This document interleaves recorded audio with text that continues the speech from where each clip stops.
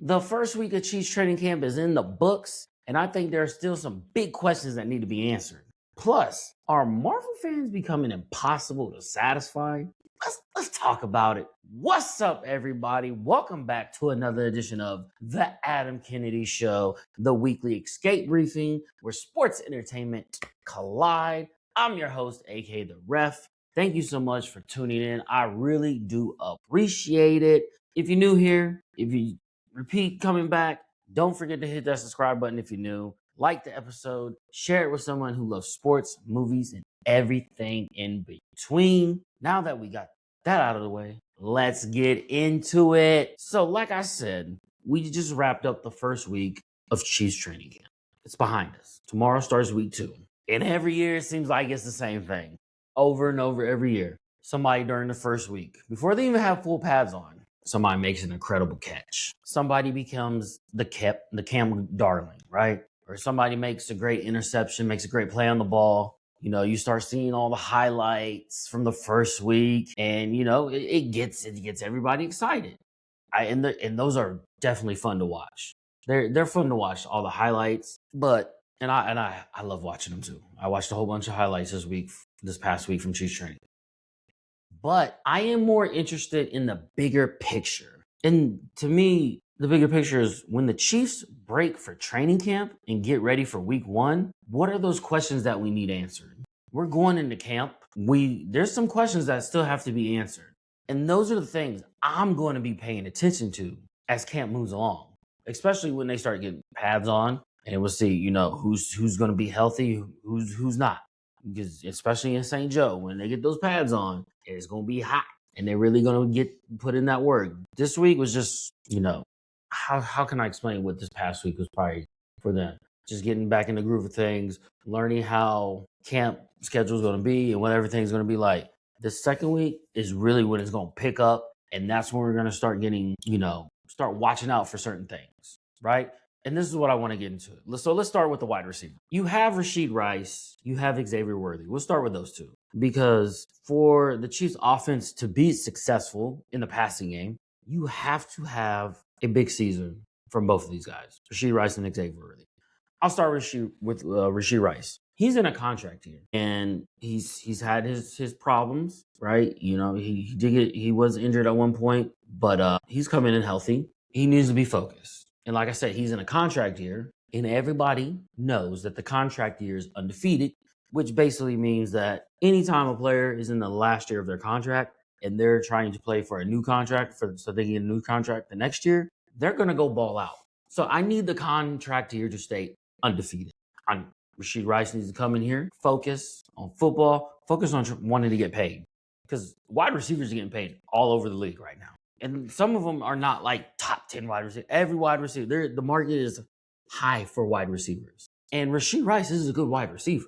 He's not Justin Jefferson. He's not Jamar Chase. He's not that tier. He may be like tier 2, maybe tier 3. He's still good enough to go make an impact on somebody's team and get paid. So I need that contract year to be undefeated for Rasheed Rice.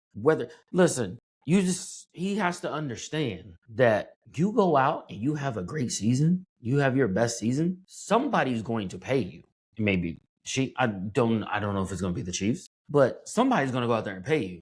If you go up and put up some numbers and help your team win, help your team do what it needs to do offensively, you're going to get paid next year as a free agent.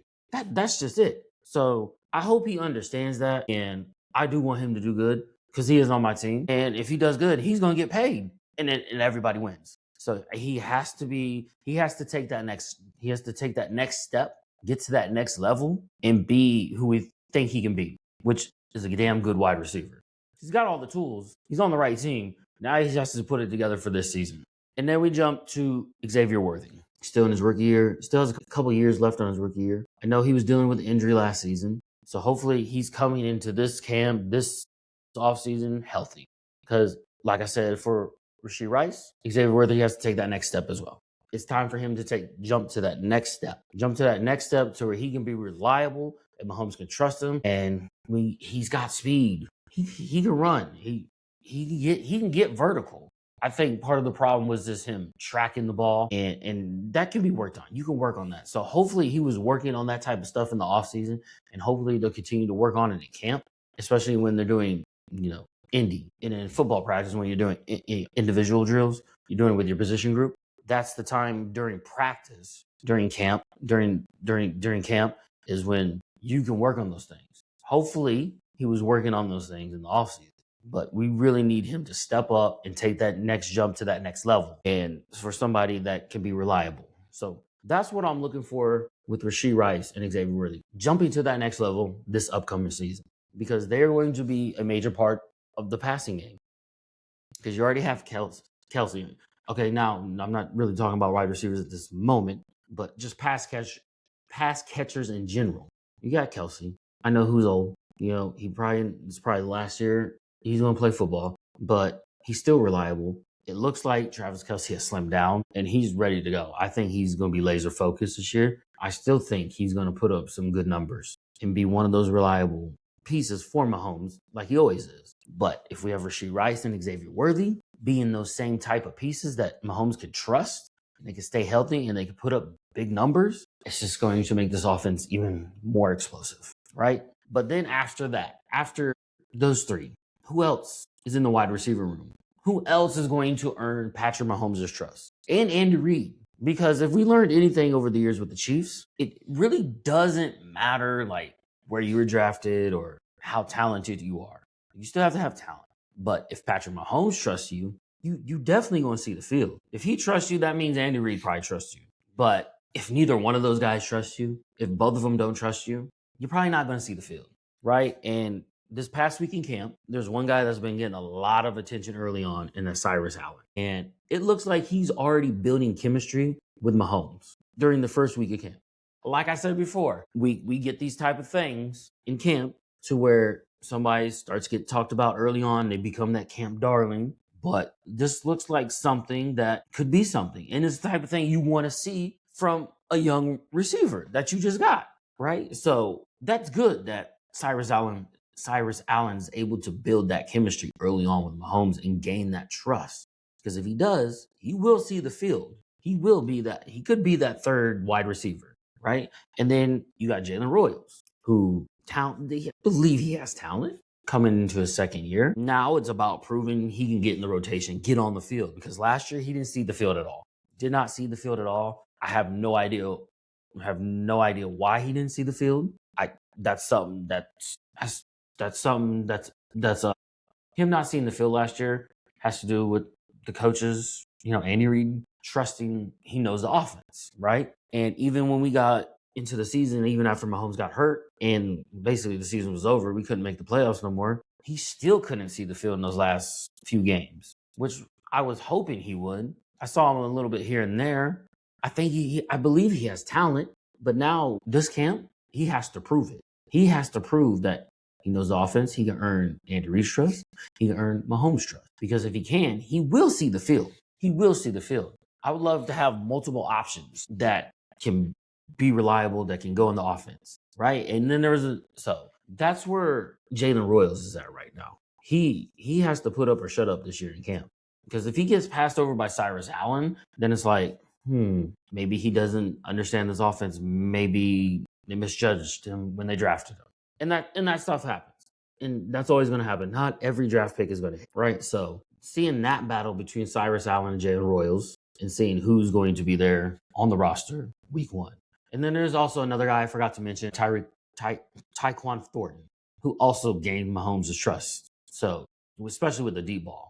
And I'm glad to see he's back on the team this year. He's also going to fit into that. He has that trust with Mahomes. Now it's all about Rasheed Rice, Xavier Worthy stepping up, one of these young wide receivers, Cyrus Allen, or Jalen Royals stepping up and earning that trust as well. So it's going to be interesting to see as we get closer to the end of camp and we break for camp and all preseason is done, we will have a clear picture of this receiver room. You'll know after the third preseason game. After the third preseason game, we'll have a bigger picture and know, like, here's your wide receiver room. So I'm excited. I'm excited to see what Rasheed Rice, Xavier Worthy can do. I'm getting excited about Cyrus Allen right now. I know what Tyquan Thornton can do. I'm not worried about that. But I want to see Jalen Royals do something, because if they're all doing great in camp and earning that trust and they're showing you like they could be a viable option, that's better for us. That's better for the team. That's better for Mahomes. The more trust he has, the more weapons he has to use, it's just going to be easier, especially in the pass game. If you have multiple options you could go to, you just don't have to rely on one person. Now the defense has to be like, okay, we got to watch out for this guy. We got to watch out for him. We definitely got to watch out for him. We got to watch out for him. You have all that, and then it just makes the pass game easier, right? And that brings me to my next point of this offense, which is the running game. We're all going to be watching the running game throughout the duration of camp and preseason. And one thing that stood out for me that I've heard and seen with clips is the Chiefs lining up under center, right? And not so much necessarily in shock. That is one thing that has very much caught my attention. And one thing I really, really like. And hopefully that is something they carry into the regular season. So hopefully they do it all throughout camp, preseason, and they carry that into the regular season, because it's going to make this offense way more dangerous if they can consistently run the ball and effectively, consistently run the damn football, pound the rock, right? We've gotten back into a day and age in the NFL right now currently that you need to be able to run the football. Running backs, every team's is looking for good running backs, because you have to be able to run the football now in this day and age. Defenses have caught up to the pass game, and now offenses are going back. Let's run the ball. We want the best running backs, right? Because what does running the football do? If you got what does running the football do? If we know football, listen, sometimes it's not always chess. Sometimes it's checkers. Running the football opens up what? The pass game. It opens up the pass game. Especially if you can run the football consistently and effectively, it opens up the pass game. It opens up play action. At that point, defenses have to respect the run. And that is going to put opportunities for Mahomes in the passing game. It's going to take off pressure off Mahomes. Mahomes to have to be Mahomes magic to do it all. It's going to take so much pressure off him. He's not going to have to worry about, like, I got to scramble and run, right? I have these wide receivers I can trust. I have this running game. I can play off the play action. I can roll out right, hit somebody, because defenses will have to respect it. It's just one of those things that the running game, if it's effective and you're doing it the right way, eventually teams are going to have to get out of those dropping everybody in pass coverage and start to put more guys in the box. Because currently, as it stands, the last 3-4 seasons, is everybody's just putting everybody in coverage when they play the Chiefs. They don't respect the run game. Yeah, there had been some games where they had some good running, outputs, but teams was like, okay, you're not going to do it consistently. We'll take our chances. But now that we got Kenneth Walker, right, and we got EB back, we got some new offensive coaches, and I think the mindset, and you see, like I said, that the Chiefs are working a lot more under center during this first week in training camp. And I expect that to go moving forward all the way through training camp, all the way through preseason. And we get that, and we show that we're going to run the ball. Now, here's the thing with it. It's going to take time to establish that. But if you establish that early on, week 1, week 2, week 3, week 4, and we start winning, and got a run game is putting up numbers and is opening up the pass game, eventually defenses are going to have to start respecting it. And they're going to be like, yeah, this is a different Chiefs team. They're establishing an identity. That's what it comes down to, establishing that identity. And it's going to, like I said, it could take the first month of the season, but they just have to commit to it. Commit. And if they commit, establish that run, and it's effective, Kenneth Walker and the rest of the running back room, which has got some good depth, good talent behind him, this Chiefs offense is going to become more balanced than we've seen over the last couple of years. And that's something that I'm just so excited about. If it does what I think it's going to do, it's going to open up the pass game. And we know Rasheed Rice and Xavier, where they got talent. And then you add Travis Kelce. You even had Kenneth Walker and the other running backs out of the backfield catching. And then you can add Tyquan Thornton. You add Cyrus Allen. If he keeps doing well in camp, and if Jalen Royals starts taking the next step, you got options. And that excites me about the offense. Become a balanced offense. Run game. I think they're going to run game. Listen, I'd rather see the first 4 weeks of the season them just commit to running the ball 40 times. 40 touches. It doesn't necessarily have to be Kenneth Walker getting 40. He needs to get at least 25 touches. But if 25 carries, I want 25 carries. I want touches. I want 40 total carries. I want Kenneth Walker at least having half or more of those carries. You see what I'm saying? Like commit. Like I want it. Get on the center. Let's hand the ball off. Let him run between tackles. That's what I hope.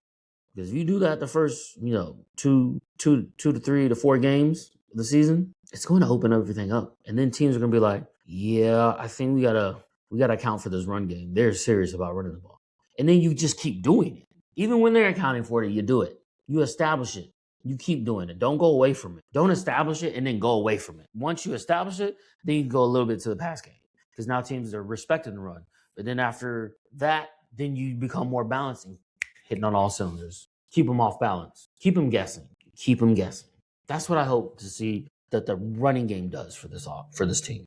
And that brings me to my last point on offense, the offensive line. We haven't had a consistently built offensive line. I believe the offensive line was, last year, I think they did a pretty good job. But this is the year that I want that offensive line to gel. And I know they got the pieces, right? We can start at right guard, Trey Smith. He's a beast. He's one of the best right guards in the league. Next to him, Creed Humphrey, one of the best centers in the league. And then next to him, you got Kingsley, left guard, who I think is coming into his own. I think he had a pretty good season last year at left guard. That was his first year playing left guard. But now, this is his second year playing left guard. And he is big. Yes, at one point, he was trying left tackle. Didn't work out. But then there people start talking like, he should probably be guard. That's his position. I think he found his position, which is left guard. And coming from camp, people have been saying he's been a brick. That's the type of stuff I love to hear. If he continues to improve, there's your middle of your offensive line ready to go, right? And then you still got questions at left tackle with Josh Simmons. But I think we can all agree, even after the limited time we saw him during his rookie year, he had the personal issues he had to deal with. He came back and he got injured. But the times we did see him, we saw he has talent. He could be that guy at left tackle for the next 10 seasons for the Kansas City Chiefs. And they've been saying, dude is legit, like big and shredded. So I'm pretty sure he went to his off seasons like, let's get it rolling. Because what people are hearing, what people are saying at camp is that he's a wall. He's a wall. That's the type of stuff I want to hear.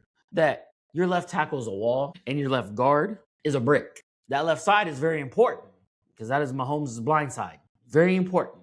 So if you have a wall, a brick, you got Creed Humphrey, you got Trey Smith, who loves to go and just, in football terms, put people on their asses. I was going to say a different word, but I didn't want to say it.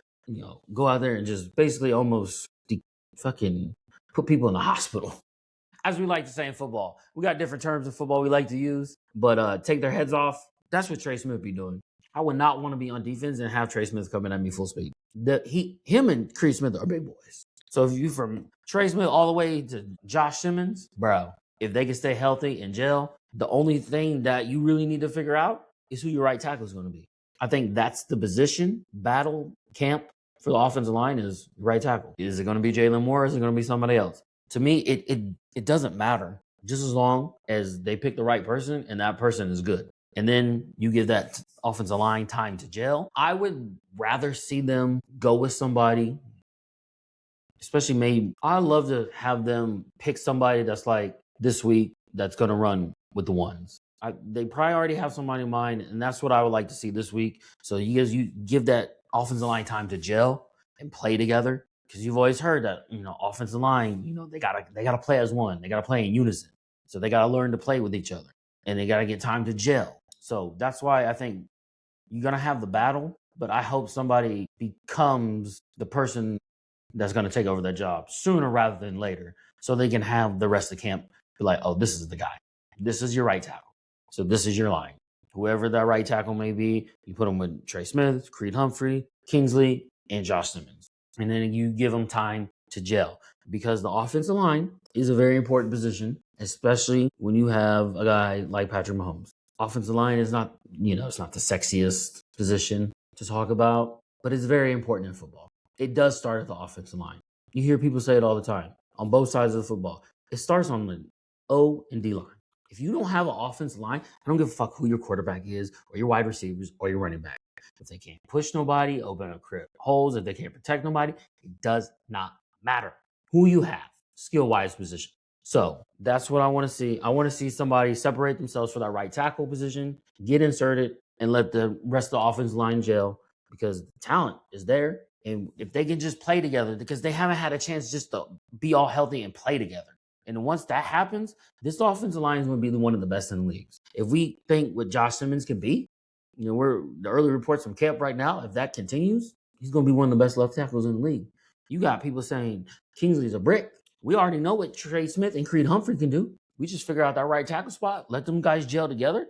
It's off to the races, especially if they're going to be balanced and they're actually going to be able to push people forward and run the ball. And then now open up the pass game and make it easier on them. What are we talking about? What are we talking about? I just don't want that right tackle question to linger. And we just want all these guys to stay healthy because they're going to be a big part of the offense, especially the run game early on. So let's get that right tackle figured out. Let's the rest of them, and then they can all gel together. And let's get it. Let's get it, right? So now we got to flip over to the defensive side of the ball, right? And more importantly, I want to start with the D-line. Because like I said, it starts on the O-line and it starts on the line. Whether people want to admit it or not, people that know football knows it starts on the line. Defensive, offensive line, up front. So that's what we're going to talk about first. Defensively, we got Chris Jones.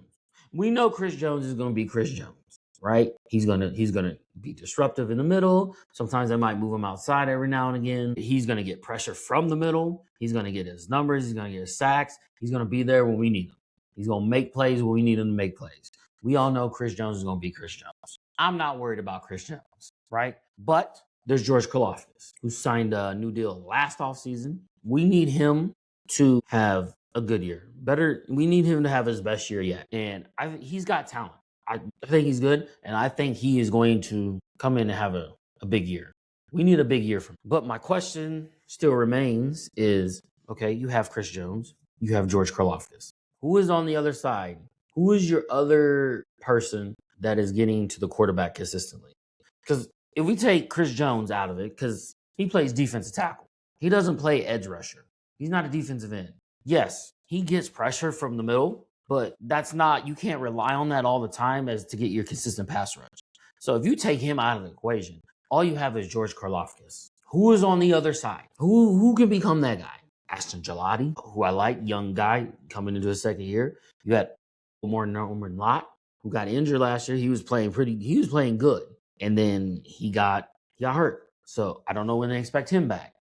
And then you got rookie R. Mason Thomas.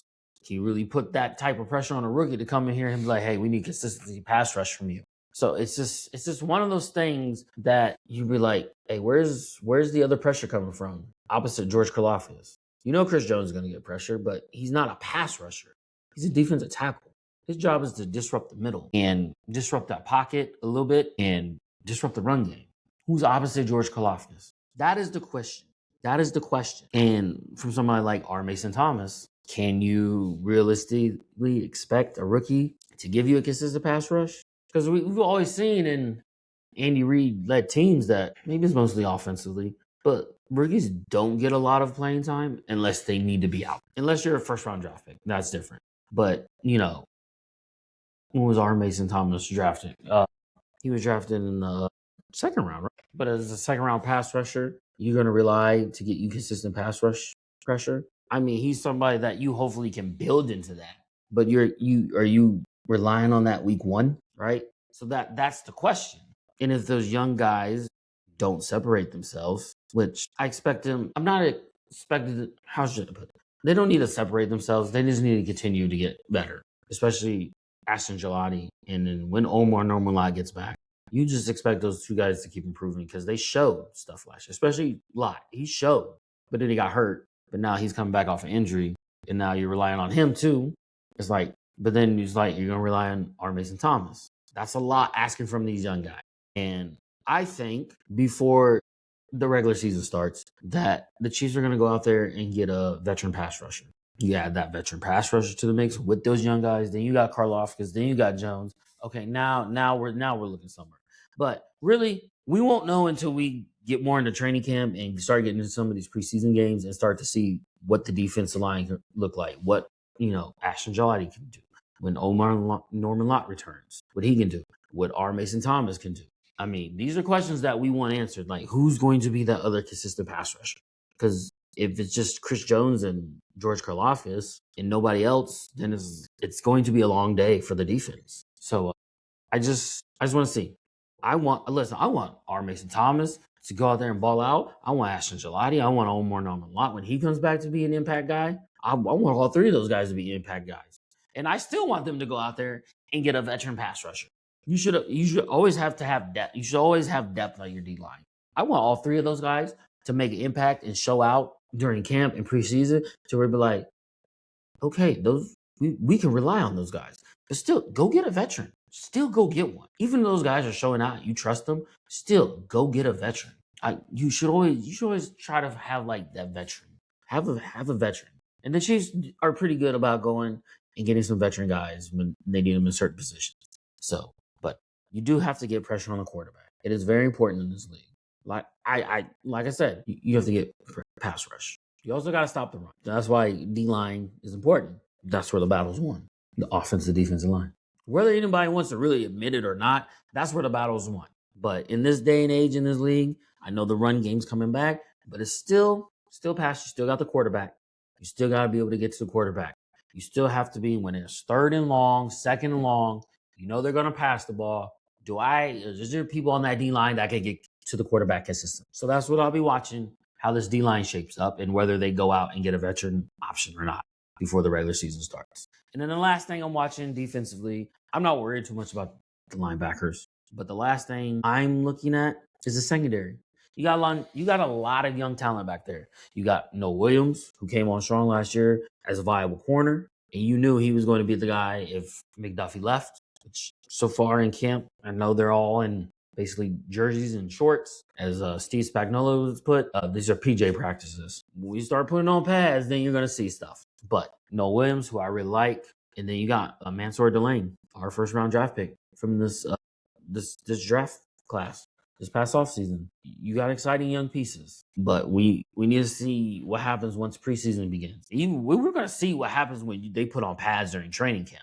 You're going to start to see. So we need some of these young guys on defense in the secondary to ball out. We need them to ball out. I think I think Noah Williams is a lock. He's going to be a good corner, but if Mansour Delane can come in here and be the opposite side corner, lock down that side, and Noah Williams can lock down the other side, you are really sitting pretty. And then the rest of the guys and the rest of the corner, you got nickel corners.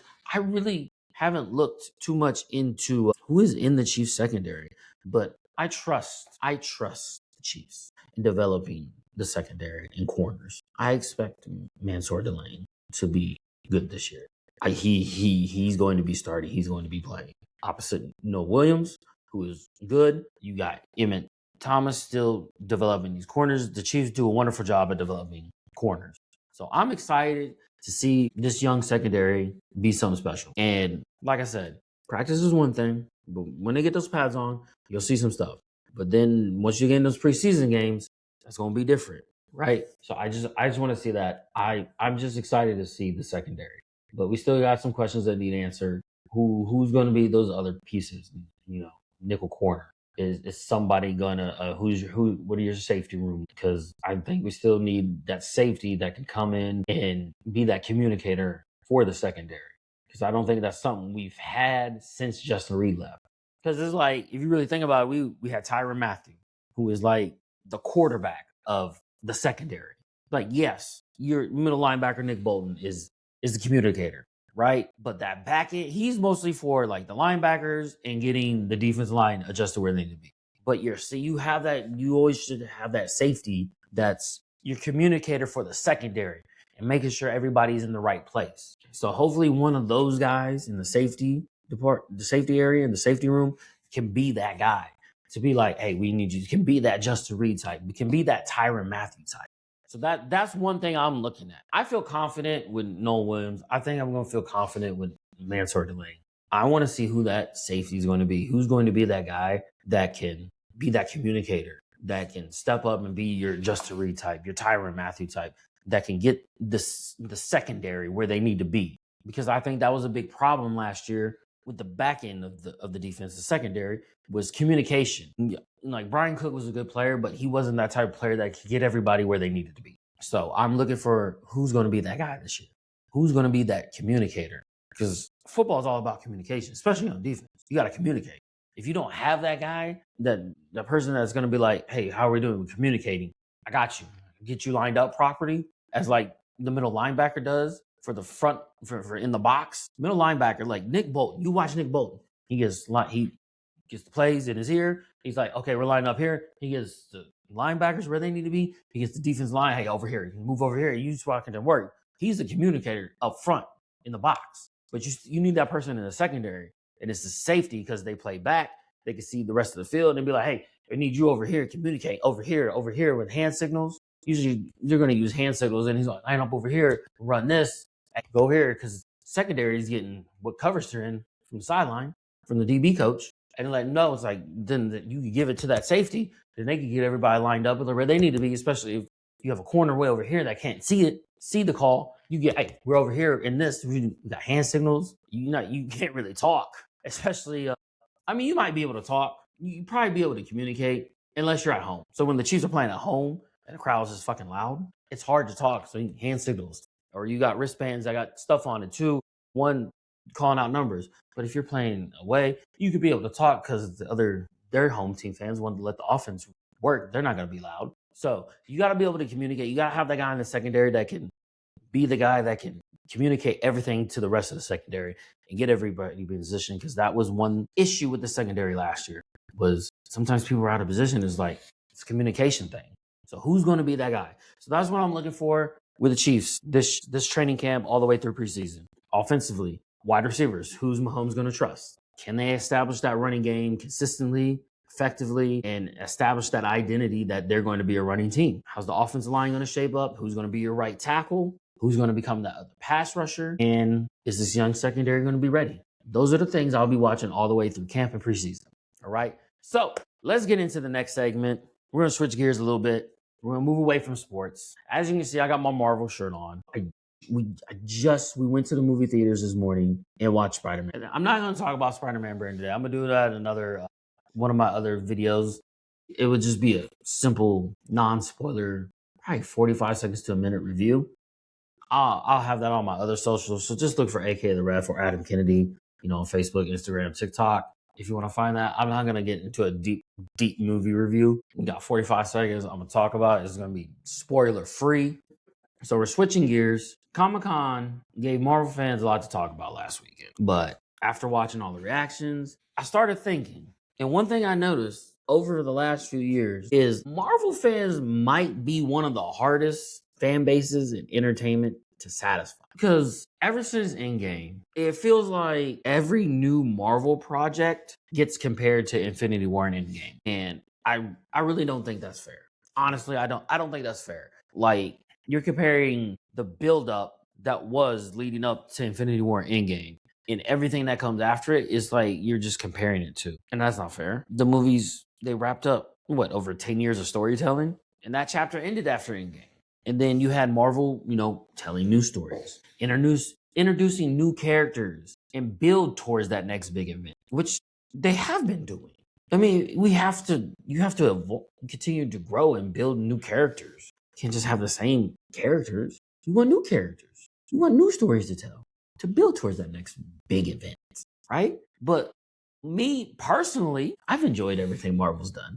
And I've said this before. After Endgame, I've enjoyed everything Marvel's done and put out. TV shows, movies. I don't have a negative thing to say. And I've said it before. I never grew up reading the comics. I knew superhero stuff. I watched Spider-Man cartoons growing up. I watched Batman cartoons growing up. I watched the Batman movies back in the day with Michael Keaton as Batman. I watched that stuff. I didn't really read the comics. I don't know all the storylines, the plots, every single villain, every single story, whatever the case may be. I didn't grow up reading the comics, but I got really into it. I still don't go back and look at the comics to see, does it line up with the comics? Doesn't matter to me. I'm enjoying this ride, and I've loved everything Marvel has put out. It's not even I like some projects more than others. I've liked them all. You never come on here. I've never been on here on the podcast, social media pages, talking about, yeah, I didn't like it. No, I've liked everything. And I've heard people say that, Marvel's dead, they lost their way. I never got to a point where I thought Marvel lost its way or that the MCU was dead. That's nonsense. That's just Marvel. That's just people that just like to complain about everything. Every time something new came out, I was excited about it. I was like, I can't wait to watch that. That got me. I'm gonna go watch that. I'm gonna watch everything. I'm gonna watch everything, right? Because especially after Endgame, we started getting those Disney Plus series. WandaVision, so good, so good. I loved it. Loki, good. Hawkeye, Moon Knight, Winter Soldier, and God, the new Captain America, Sam Wilson. What else do we have? Miss Marvel, I enjoyed that. You had Echo, you had Blinken. I just got done watching Wonder Man not too long ago. I enjoyed that. Oh my, Ironheart, I love. She-Hulk. The hate for She-Hulk is obnoxious. Y'all just need to chill the fuck out. Like seriously, go do something. Chill the fuck out. The She-Hulk hate is obnoxious. Like that was fun. And from everything that I read about She-Hulk or learned about She-Hulk was that it actually followed the comics. And y'all still fucking mad. Hence why it's impossible to satisfy Marvel fans completely, right? But I've loved all these shows because you got to see new characters and that gives them room to grow in ways that like a 2-3 hour movie can't. Because you want new characters, do you not? Or do you just want the same characters? You just want the same characters from Endgame, from that time period, from that story, from those stories. You just want all them, right? You don't want nobody. You don't want no new characters, right? Because you don't like new is different. New is good. New is great. It gives us something to be like, oh, we got these characters, we got this. We can move the story forward into something special. But it's just like, I don't know. I don't know what it is with like Marvel fans. Not all of you, but there's the Marvel group. There's the people that complain, and I see it in the comments on every Marvel post. I see it. I just like, bro, it ain't that deep. Just go enjoy it. I really enjoy the new characters. I love it. New characters, new stuff to get excited about. I still love the old characters. They're still with me, but I also like these new characters because you can take those old characters and you can blend them in with the new character, right? And yeah, I just don't understand Marvel fans sometimes. But I think there's another thing that people forget too is that Marvel had to adjust its plans with the next Avengers movie because it was supposed to be Kang, the Kang Dynasty, Kang the Conqueror. He was clearly being built up as the next major villain. Jonathan Majors was playing that role perfectly. And then I'm not gonna talk about it, but we all know what happened. Marvel decided like we can't continue. We're gonna move in a different direction with the new Avengers movie, and we're gonna do Avengers Doomsday. And then then they announced that we're gonna go with Robert Downey Jr. returning as Doctor Doom. They needed to bring somebody big in. They brought somebody big in. And I remember when that announcement happened, people were like, there was excited people, and then there were the people like, yeah, Marvel's dead. They just had to go back and get Robert Downey Jr. because they couldn't get nobody else. No, I think you forgot that Jonathan Majors had issues and they went into a different direction because it was supposed to be Avengers Kang Dynasty and then Secret Wars, and Kang the Conqueror was supposed to be the villain. But this stuff happened. So they were like, pivot, what can we do? We can do Doomsday. We'll introduce him. He's fine. We'll introduce him. Hey, Robert Downey Jr. is gonna be Doctor Doom. So what? Let's go. I'm excited. But at the same time, I still wanted to see what Jonathan Majors could do, what that would have done. And I still hope over time he gets the opportunity to return to that character and set it up. Hopefully he gets that opportunity. He gets a second chance. Because people do deserve a second chance in some instances. It depends on the situation. I think he should get the opportunity and they should revisit that down the line because then you could just he's already been built up. We already know about him. And then maybe use him in a new Avengers type movie down the road after you've done Doomsday and Secret Wars and told that story. But I don't think people realize that's a huge creative shift that had been planned probably years in advance because they're not just planning this year out. No, they're planning this multiple years in advance. So, but I understand why Marvel made that change and went another direction. You had to. With the publicity and everything, that's the way it works. Like I said, hopefully Jonathan Majors can get back and get another opportunity, and then later down the years from now, maybe here comes the Kang Dynasty back in another Avengers movie, or him being the villain, the major villain. I just want to see him be the major villain and do the thing, right? But with every fan reaction, with every project, you get like two reactions. Marvel is back. Marvel is dead. There's never no middle ground. There's never. It's just like, oh, Marvel's back with this one. Yeah, Marvel's dead. That sucked. That was terrible. That was pointless. Where's the middle ground? Where's the middle ground? Where's the like? I enjoyed that, or so I like that. Things I liked about it, things I didn't. It's like no middle ground. It's just like Marvel's back with that one. Yeah, Marvel's dead with that one. Me, I'm just enjoying it. I'm just enjoying it. The fuck I gotta complain about? I'm not out there making these movies, making these TV shows. I'm gonna sit back. I'm enjoying it. I'm enjoying it. I'm having a ball, like I said. But I think sometimes fans just spend too much time looking for things to complain about, rather than just enjoy it. Rather enjoy the story more Marvel's trying to tell. Like I said, I just enjoyed everything. You ain't never gonna see me come on here and complain about any. Why? Because it's entertainment. If you complain so much about it, stop going to watch it. Really. Just, you complain about it. You're commenting on it. Why are you even watching it? If you don't like it, just don't watch it. I don't understand why some people love to complain about stuff, but then still go watch it. You just want something to complain about? Is that your thing? Just go enjoy it. Enjoy what they're doing. Enjoy that you get to be alive during this time and you get to see all this great stuff. Yeah, I said great. Sue me. She-Hulk is great. Don't come for me. I'll come for you in the comments. No, I won't come for you in the comments. Everybody's entitled to their opinion, but I will not have She-Hulk hate on this show. If you She-Hulk hate in the comments, I'll leave your comment there. But I'm gonna comment back talking about you don't know what you're talking about. And we ain't gonna have ain't gonna be no Marvel hate on my page. I'm not here for it. I don't need it. You want to comment? Cool. You want to hate? I don't care. I'm not gonna delete your comment. I'm not gonna block you. I just don't want it. If we want to have conversations about like theories or what you think is going to happen, that's the type of energy I want. Let's talk about theories. Let's talk about things we think is going to happen. Hey, what should they do with this character? Or what should happen with this? Or we got theories of what you think is going to happen. It's certain like what do you think is going to happen in Avengers Doomsday? What do you think is going to happen in Vision Quest when that gets released? You want to have those type of things, or you want to have a conversation, be like, hey, what character should they bring in now, or what should they do? So you want to have those type of conversations. I'm all for that in the comments. But if it's Marvel hate or something, I'm probably not going to respond to it. But I welcome the engagement. I welcome it. I like I said, you're here watching, so everybody needs haters. Everybody's got haters, and I really don't care. And I'm just going to enjoy all the Marvel stuff, and I'm going to keep enjoying it. And I don't know what else to say about that. But there was one thing that Kevin Feige said at Comic-Con, and I do agree with, is with focusing on quality over quantity. I never thought the quality was bad when they were just releasing TV shows. It felt like every other month, like you had something to watch. I just think that they reached a point where there was so much content that maybe Marvel fans felt overwhelmed, or they felt the product wasn't good. I never got that. I was like happy. I was like, yes.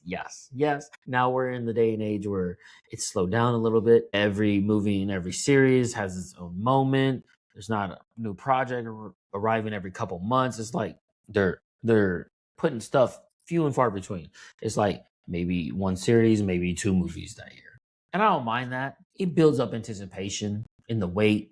They're like, yeah, come on, let's get to it. Right? So it's just one of those things that like, moving forward, you're going to see less quantity, more quality. Which, like I said, I never thought the quality went downhill anyway, even when they're releasing all those projects. But okay, this should make all you Marvel fans happy, right? This is what you want. I want to hear you complaining that they're changing the way they're doing things. They're going to listen to you, quality over quantity. That's what you want. I don't want to hear y'all complaining about shit, right? Because looking ahead, Spider-Man just released this week, whatever you want to say. Got Spider-Man. October, we got Vision Quest. December, Avengers Doomsday. We got an announcement about Black Panther in the future. We got an announcement about new Ghost Rider, new Black Panther on the horizon. There's a lot to be excited about. And then the following year, you got Secret Wars. And then whatever is coming out next year. So I haven't really looked at the schedule. I'm not even going to look ahead. The only ahead I'm going to look at is like, what's the next project? What's the next thing coming out? Watch Spider-Man today. Gonna give my spoiler-free review later on. But what's coming next? Vision Quest in October. And then after that, actually, we'll also have to go back and watch Endgame in the movie theaters. I don't know if I'm emotional. I don't know if I can handle that emotionally, but I'm gonna go watch it because we get an end credit scene that has to do with Doomsday because Doomsday is a sequel to Endgame. Technically, we all know Infinity War and Endgame are one movie, but they split into two parts. So it's just a sequel to that one movie. Infinity. Let's just call it Infinity Endgame. I don't fucking know. You know what I'm saying? Like, so, but if you go to the movies to rewatch Endgame, you do have to watch Infinity War before that because it is all one movie. They're just broken into two parts. But yeah, Endgame re-releasing in the theaters, the end credit scene that is going to tie into Doomsday. But then you have Vision Quest in October, and then you have it. You have the Doomsday, which we've all been waiting for. And then watching Spider-Man today, before I wrap up and get to the weekly escape briefing question of the week, I'm in the movie theater. I look at my daughter, my oldest one, because me and her are the big Marvel geeks in the house, MCU geeks. We look at each other. She's like, that's a crime. That is a crime that they are putting Dune Part 3, releasing it the same day as Avengers Doomsday. That's wild. That's going to be interesting. I know what I'm going to see, and I know what I'm not going to see. I'll be there for Doomsday. I will not be there for Doom. I've watched the first two. At one point, even when I saw the trailers, the previews for like the first one, it was just like that type of movie. That type of movie doesn't really interest me. And then when it was out on like HBO and they had part 1 and part 2, I was like, okay, everybody's talking about it. Let me give it a watch. I watched it. It just didn't do anything for me. It's just that type of movie doesn't do anything for me, and I'm just not that type. That's not my type of movie. That's not. It's just not. So I probably won't be watching Dune Part 3. No, I know I won't be watching it in the movie theaters. Now, if it's on streaming, I'll probably give it a watch just because I watched the other two. But it's not something I'm like, oh my god, I'm so excited for Dune. Was never excited, and I did watch it. I did give it a chance. I went in there with an open mind, and I was just like, it wasn't for me. Just wasn't for me, right? But yeah, but that's wild. That is wild. That those are going to be released on the same day. That is. I don't know if I'd want to be going against Avengers Doomsday. I'm just saying, it's going to blow Doom Part 3 out of, in my opinion. I don't know. No, I do know. It's going to blow it out of the water number-wise. They're still going to have high numbers because there's probably Marvel fans that are also Dune fans. They're going to go watch it. It's not my type of movie. I'm not going to talk about it on here. It's just not my type of movie. But I'll probably catch it when it comes on streaming. But I am very curious to see how that is going to play out with the numbers. But let's get into it. Let's get into the weekly escape briefing question. This week's question is: do you think Marvel ever lost its way after Endgame, or have you enjoyed the journey the whole time? And what's the one upcoming Marvel project you are most excited for? It could be this year, it could be next year, it could be a couple years down the road. What's that one? For me, like I said it throughout this episode. I never thought Marvel lost its way. Never did. I've enjoyed the journey the whole time. I've just been on the ride. I've enjoyed everything.